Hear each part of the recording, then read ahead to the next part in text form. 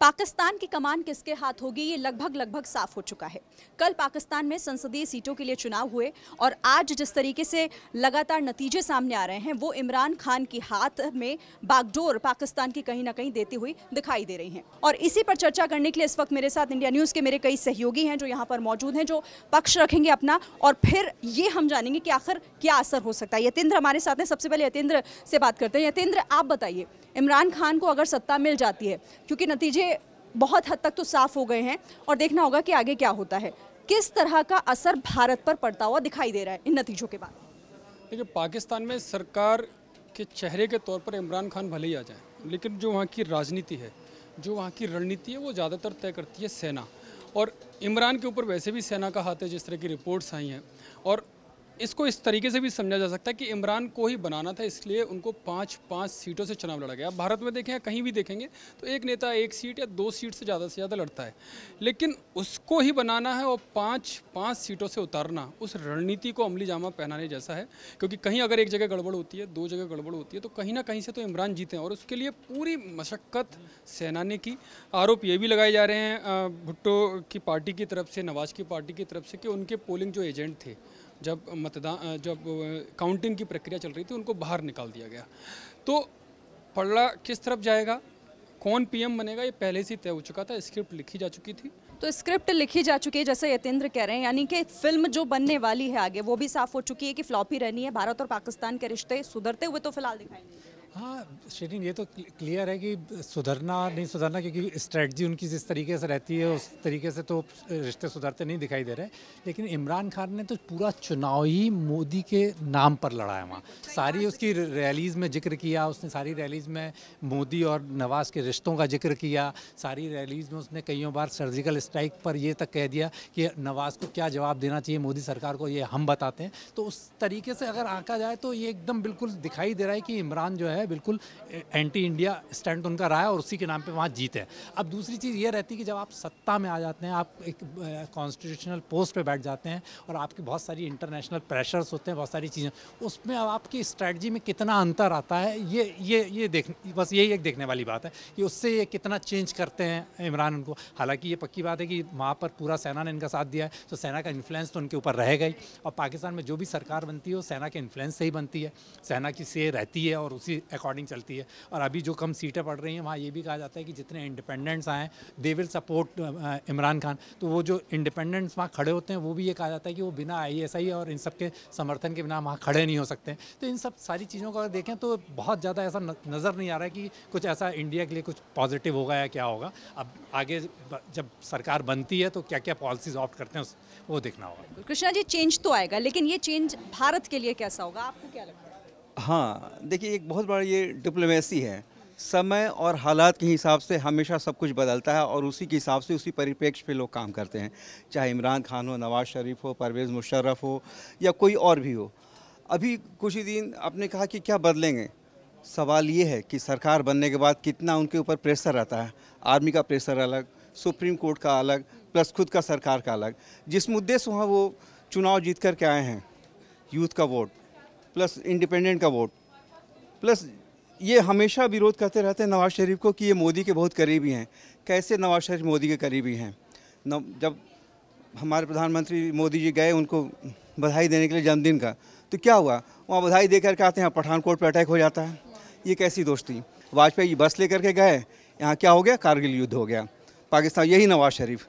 तो फिर ये इमरान खान का कहना गलत है कि ये भारत का बहुत करीबी है। सुधीर जी, नया पाकिस्तान नारा इस बार वहाँ की रैलियों में चर्चा का विषय रहा। नया पाकिस्तान को ही लेकर जो तमाम पार्टीज थी वो उतरी और इमरान खान ने कई बार इस बात का जिक्र किया।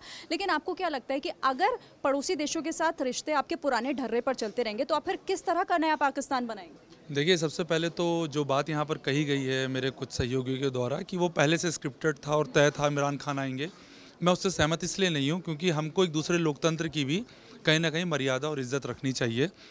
यही 2013 में जब नवाज़ शरीफ जीते थे तो यही सेम आरोप जो है इमरान खान ने भी लगाया था, और सिर्फ आरोप ही नहीं लगाया था, 126 दिन तक वो धरने पे बैठे हुए थे कि चुनाव में धांधली हुई है। तो आज जो हारा है वो यही चीज़ कह रहा है कि चुनाव में धांधली हुई है।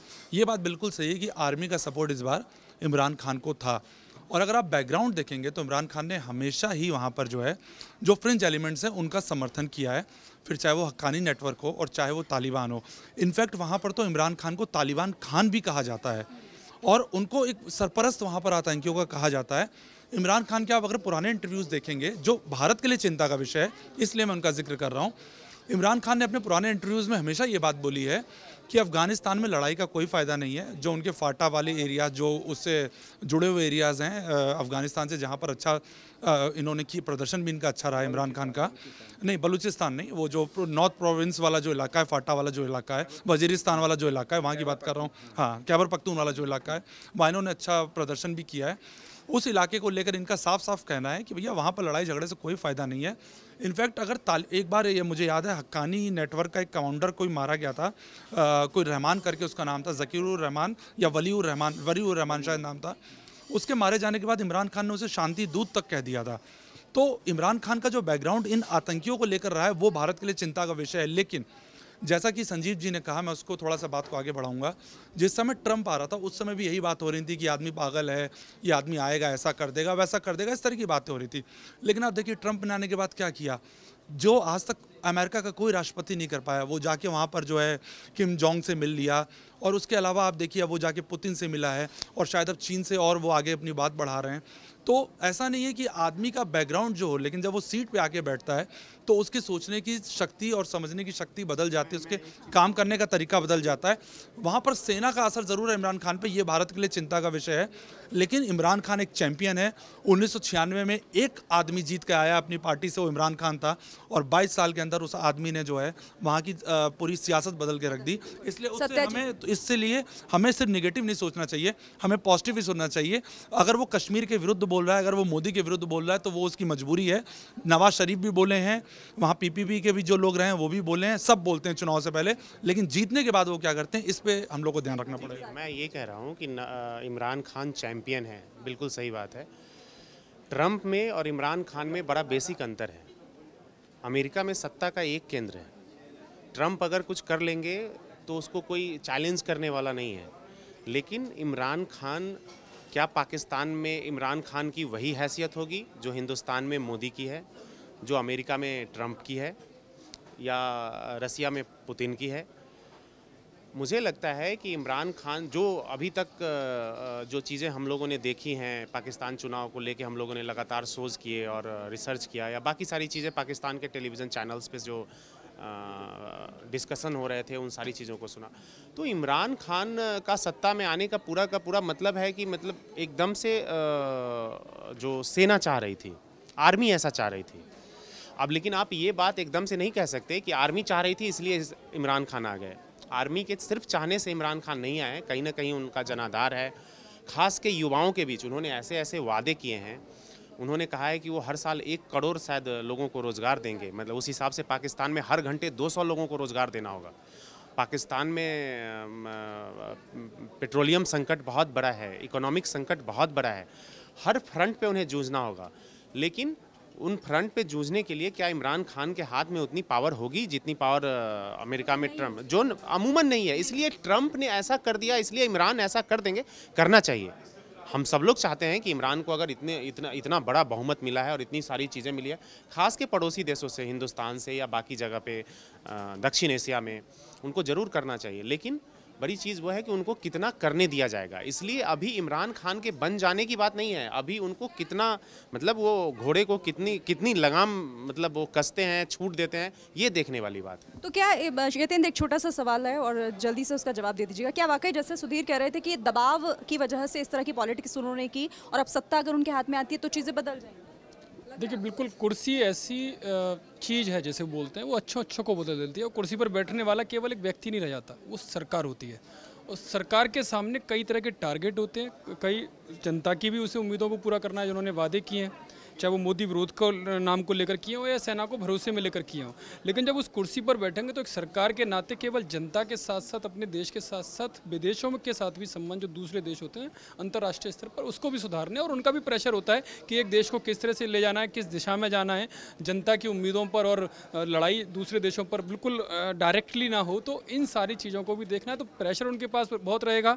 लेकिन अब वो व्यक्ति ना रहकर एक सरकार बनेंगे और सरकार के नाते किस तरह का प्रेशर होता है, किस तरह का काम करने के तरीके होते हैं, वो देखने वाली बात होगी। और एक ये जो ट्रंप वाली बात है उस पर एक बात मैं अपना पॉइंट कहना चाहूँगा कि ये बात सही है कि इमरान खान का और ट्रंप का आपस में कोई मुकाबला नहीं है, दोनों ज़मीन आसमान का अंतर है, अमेरिका कहाँ और पाकिस्तान कहाँ है।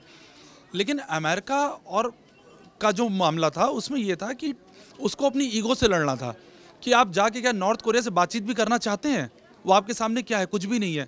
लेकिन ट्रंप ने अपना ईगो मार के और वो आगे बढ़ा कि नहीं मुझे बात करनी, और उसने जाके बात की।